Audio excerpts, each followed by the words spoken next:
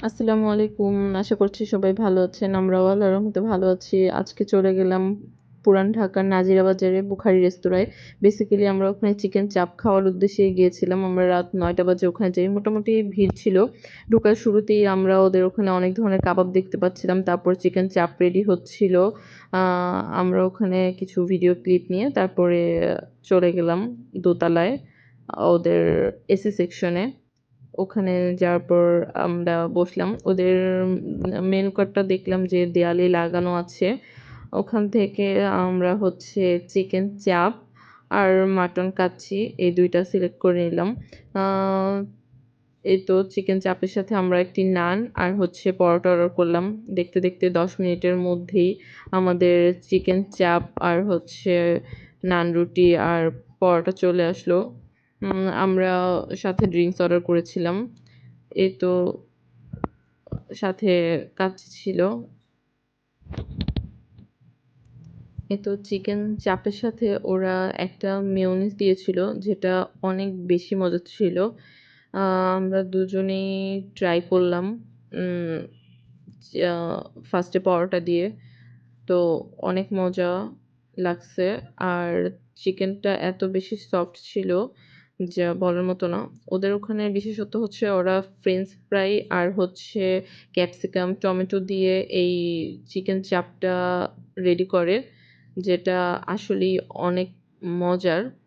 আমরা পরোটা দিয়ে খাওয়ার পরে তারপর ভাবলাম নান দিয়ে খাই। নান দিয়ে যখন খেলাম, নান দিয়েও ভালো লেগেছে। কিন্তু আমার কাছে বেশি ভালো লেগেছে পরোটা দিয়ে। আপনারা অবশ্যই একবার হলেও এটা ট্রাই করবেন। সত্যি বলছি এটা আসলেই অনেক বেশি মজার। আমার হাসব্যান্ড এর আগেও এখানে খেয়েছে। ওর রিকমেন্ডেশনেই আমি ওখানে যাই খাওয়ার জন্য। আমার কাছে অনেক বেশি ভালো লেগেছে। এই তো তারপর আমি মাটন কাচ্চিটা ট্রাই করতেছি। ওদের ওখানে মাটন কাচ্চিতে কাবুলি ছোলা ছিল যেটা আমার কাছে অনেক বেশি ভালো লেগেছে। আর মাংসটা অনেক সফট ছিল যেটা ধরলেই খুলে আসছিল। এ তো ওদের ওখানে কাচ্চিতে একটা আলুও দিয়েছিল। আমার কাছে মনে হয়েছে আলুটা একটু শক্ত ছিল। আরেকটু নরম হলে আরো বেশি মজা লাগতো। যাই হোক ওভারঅল খাবার অনেক ভালো ছিল। অবশ্যই, অবশ্যই আপনারা ট্রাই করতে পারেন। তারপর আমরা ভাবলাম যে নাজিরা বাজার যেহেতু গিয়েছি মিষ্টি পান তো খাওয়াই যেতে পারে। তো আমরা জলিলের মিষ্টি পান এই দোকানে চলে আসলাম। আপনারা বুখারি রেস্তোরাঁর ঠিক পাশেই এই দোকানটি পেয়ে যাবেন। আমাদের অনেক দিনেরই ইচ্ছে ছিল নাজিরা বাজার গেলে অবশ্যই আগুন পান ট্রাই করব। তো আজকে যেহেতু নাজিরা বাজার চলেই আসছি তো ভাবলাম আগুন পান আজকে আমরা ট্রাই করি। তো এখানে মামা পান রেডি করছিল। আ তারপর আমরা ২ টা আগুন পান মামাকে বলি যে দিতে। তখন মামা আমাদের পানটা রেডি করে দিচ্ছিল। এখানে অনেক ধরনের কালারফুল মসলা দিচ্ছিল যেটা দেখতেই অনেক বেশি ভালো লাগছিল। এই তো আমি অনেক বেশি নার্ভাস ছিলাম পানটা খাওয়ার সময়। আমার মনে হচ্ছিল যে যেহেতু আগুন পান মুখে গরম লাগে কিনা। কিন্তু মামা যখন পানটা রেডি করে দিল, আমি খাওয়ার পর বুঝলাম যে না এটা আসলেও অতটা গরম ছিল না। অল্প একটু ছিল গরম। যেটা মুখে নেওয়ার সাথে সাথেই আগুনটা বন্ধ হয়ে যায়। আ এটা আসলে তেমন ক্ষতি করে না বা খাওয়া যাইতে পারে। আপনারা অবশ্যই ট্রাই করে দেখতে পারেন। আমি মানে পানটা খাওয়ার পরে এত বেশি ভালো লাগছে যে বলার মতো না। অনেক, অনেক মসলাদার ছিল পানটা। আ এই তো আমি খেলাম। খাওয়ার পর আমার হাসব্যান্ড এখন ট্রাই করবে। সেও অনেক বেশি নার্ভাস ছিল। বাট আ সে যখন খেলো সে তো আমাকে বলতেছিল যে না আসলেই অনেক মজা। আ এই তো তারপর আমরা পান খাওয়ার পর চিন্তা করলাম যে এখন জুস ট্রাই করতে পারি। তারপর আমরা আ জুস ট্রাই করলাম আল করিম জুস বারে।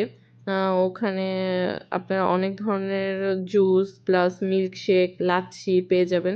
আমরা ওখান থেকে বাবল মিল্কশেক আর হচ্ছে মহব্বতী শরবত এই ২ টা অর্ডার করে দিলাম।